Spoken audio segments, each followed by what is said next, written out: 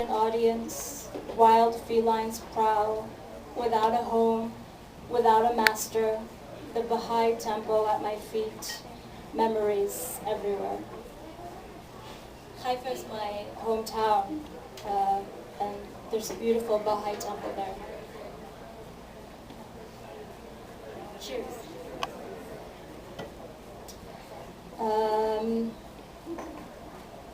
The next one I'll read you is called Whipped Cream, which is kind of a title you wouldn't expect to find in one of my poems, and I wrote it probably during my last year in college, here in the neighborhood actually. Whipped Cream. I used to think I was a saint. That night we spoke in a car on the street. I was in your lap, you got hard, I played and your brother smiled. Later in that red place with beads and light, I ordered a cappuccino with whipped cream as I was telling you I was a saint. And by the time I was done, the whipped cream melted.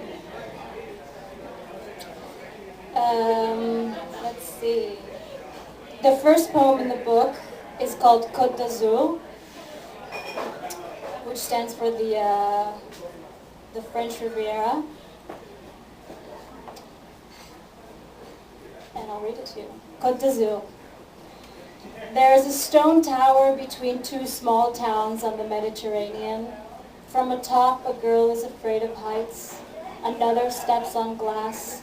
And a boy tells stories of the moon and sand ripples in some remote corner of the earth. But nothing else happens.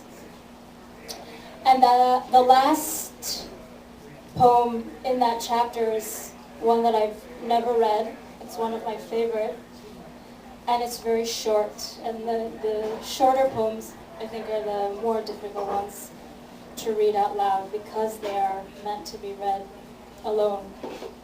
And it's called Defeat. I have never known defeat before now, although I thought I did hundreds of times before. And the last one I've been doing, I think I've had a number of readings, maybe over 10, the past 3 months since the book came out, in various locations and with various vibes.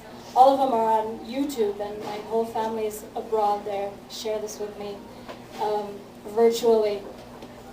And my father says, you should wait a little before you read the next poem, because you just read a poem and people need to digest it. So I always laugh because I sometimes tend to go quickly from poem to poem. I'm not used to the small talk, but I've become close to a professional in the past 3 months. I'm also not used to standing on stage and speaking into a microphone, but I have become much better at it in the past 3 months. And the last poem that I will read you tonight is called 5767, which stands for the Jewish New Year, and it was written in Tel-Aviv when the war had just broken out, and I was living on a rooftop in a tiny, tiny apartment with 2 dogs and 2 cats. And I suppose it's convenient for now because I am once again going back to Israel next week after a year in New York. 5767. My cat cuddles more on Saturday as though she knows. Even the dogs aren't begging for a walk. They are content that there are no construction workers and horns honking and yelling and screaming of all kinds.